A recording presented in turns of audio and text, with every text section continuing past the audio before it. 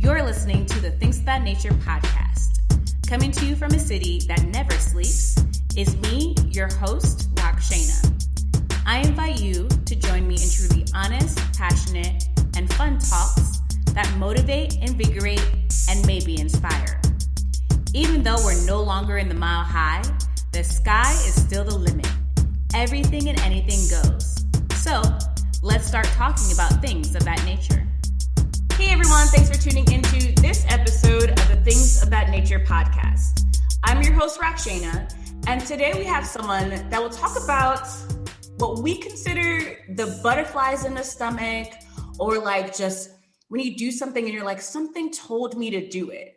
Sunil Godse is here today, and he's going to talk all about it. I don't want to tell you what it is, even though we already know what it is, but I'm going to let him do that, if that's okay with you guys. So, hi, Sunil. How are you? Hey, Rockshana. I'm doing fantastic. I'm really happy to be here. Thanks for this opportunity to talk to your listeners and drop some knowledge bombs on this little thing that we're going to talk about, which you appropriately introduced.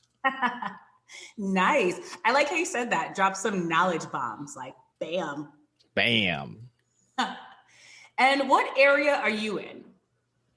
So the area of my expertise is exactly what we're talking about, is intuition. And we talk about these little butterflies in our stomach. We think about that little voice, but it's really much more deeper than that. And the reason why we ignore it is because I think this is the first time someone's actually really dug this deep into it. And I bring a lot of the science to it. And really get into the weeds about what this thing is called intuition, which we're going to talk about today. And it's never wrong. Never. Every single decision that you make based on what I'm going to talk about, intuitive signals, is pointing you in making the right decisions. And when you do that, what happens is you stop wasting time making the wrong decisions. And that's what I want everybody to start doing in their lives. So you say it's never wrong.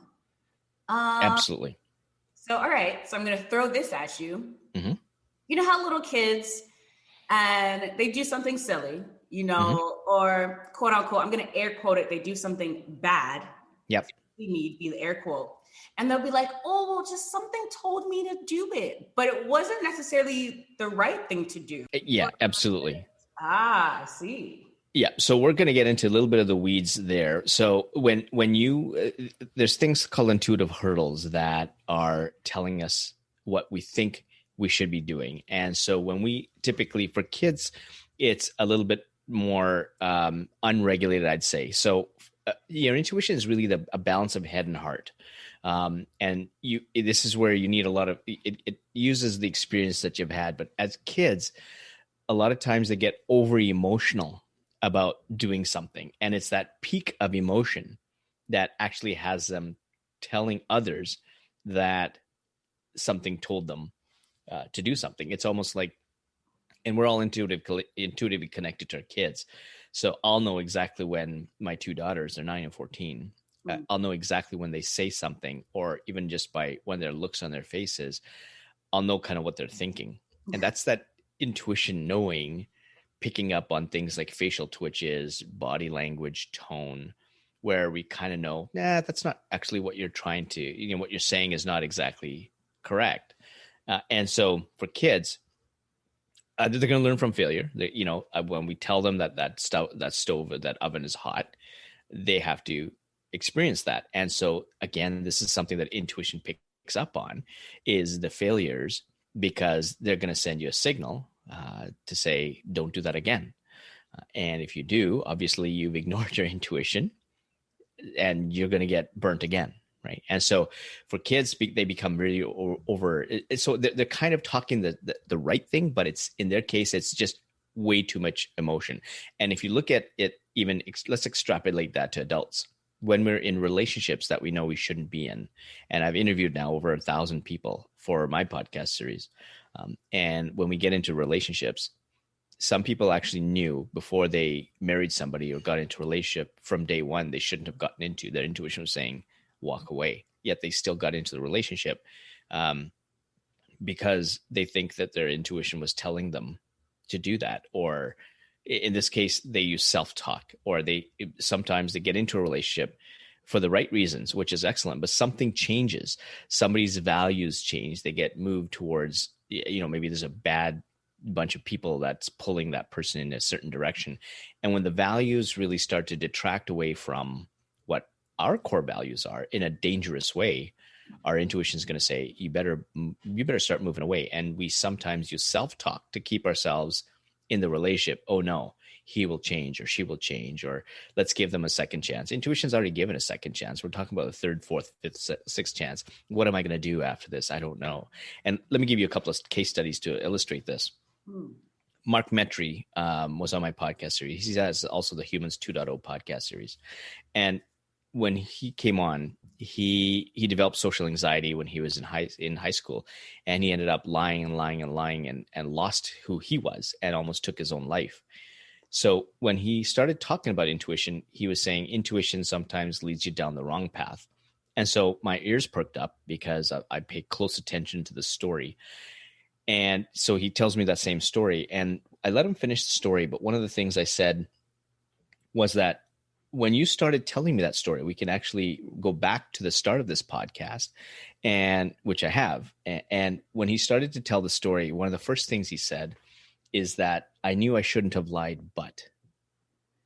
And then he started telling the story that he kept lying, and following the herd, as I call it, and he lost his identity. When he said on my podcast show, I shouldn't have lied, but, that was his intuition actually squeezing in there saying, no, you shouldn't have lied. But you did, and you lost who you were, and you almost took your own life. And so coming back to the relationship example of sort of self-talk, Sarah Prout was someone who was in an abusive marriage, 10 years, 40 instances of abuse. And again, she just had it. And every time something had happened, there was this self-talk that put her back in. Self-talk, what am I going to do? And if she left, she was leaving with nothing. She had 2 kids to feed. She didn't have a home to go to. And she was left with no money. And it was December 31st of 2016. And she walks outside, looks to the stars. She gets this clear signal from intuition. Now, leave now. And they had just finished. She actually walked out of the house because they started to argue about even what movie they're going to watch. And she knew where that was leading to. And so she made the decision to walk out. She was actually $30,000 in debt on top of being homeless, picking up furniture on the side of the road, going to public washrooms to steal the soap, to put it together so that her kids could have a clean shower. But trusting those signals of intuition every single day, that one door of opportunity would open up another one. Every single day, finally finding a shelter, eventually finding the love of her life on Twitter, a year later marrying him. And today she runs a multi-million-dollar business in manifestation because she trusted her intuition, even though she thought that she had no recourse after this relationship. So I'm going to assume you've listened to some of my episodes, and you know I like playing the devil's advocate here. Yes, absolutely. Love it. Now, what if it's just like a decision? She just made the decision to walk out. She just made the decision, and it's not an intuition. It's just a choice. You knew you can leave or you can stay, and you make the choice to leave. Absolutely. Okay. So let's look at the science of decision making. When you make a decision, the first part of your brain that gets lit up is the amygdala. That is the primitive part of your brain. It's fight or flight. It just knows one kind of word: think, trust, like, do, run. That's it. There's no capacity for language. So when you make any decision, that's the first part of your brain that gets lit up. And interestingly, when I looked at the science of intuition, and particularly the reason why I looked at the science and this particular piece was because I couldn't find a definition to intuition, right? So if I looked at when intuition kind of affected my life, some of the decisions I made. So I remember when I was 5 years old, and there's these video games that I want to buy, and my dad said they're too expensive. I distinctly remember at 5 years old, I had this voice tell me to go door to door to raise money. I listened to this voice. I raised $200, had lots of milk and cookies, and I gave $100 to my dad to buy the video games. The other $100 I gave to charity because it felt really nice. Yet there were other decisions that I made that I now realize I ignored my intuition. One of the primary ones was when I was, obviously, I'm a South Asian male, for those who can't tell by my name.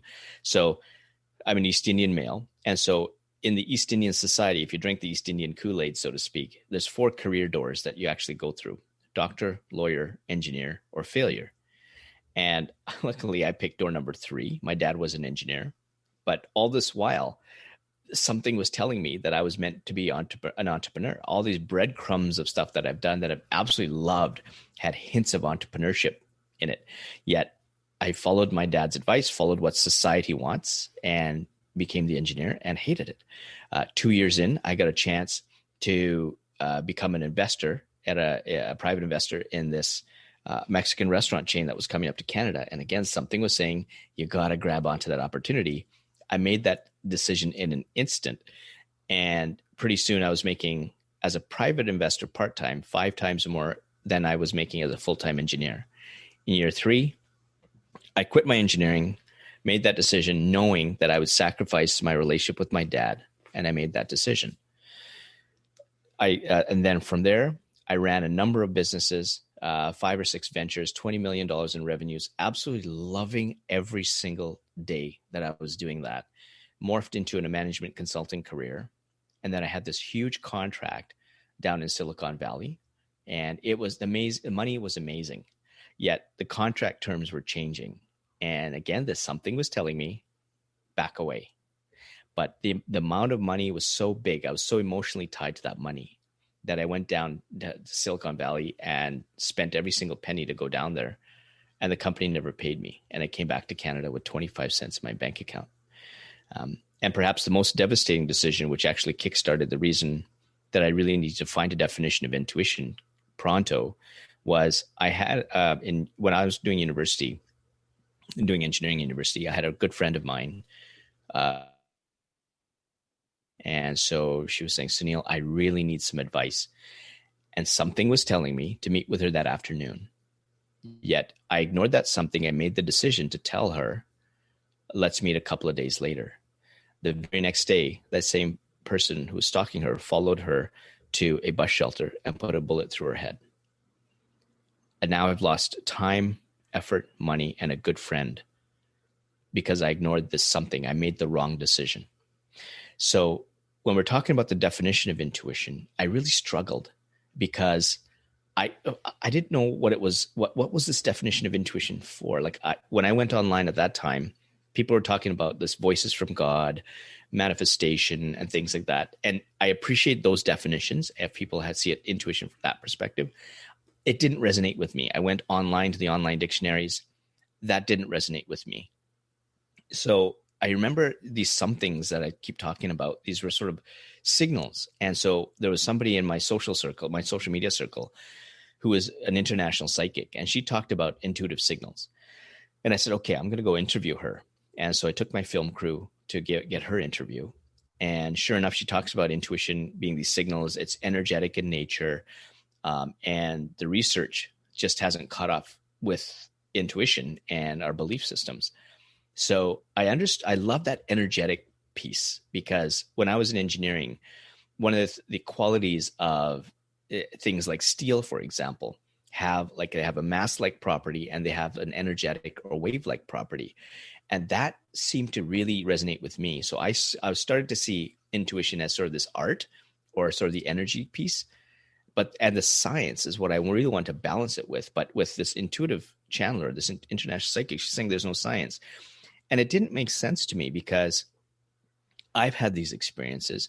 So many others have talked about these experiences. And in fact, in my first book called Fail Fast, Succeed Faster, which is all about learning from the failures of others, of the 286 people that I interviewed for that book, they were business executives and entrepreneurs from all different walks of life, all different backgrounds. 80 to 90% of them said that they ignored their intuition, they ignored their gut, they knew what the right decision was, but they ignored it. Some form of that. So if I experienced it, other people, and so do 80, 90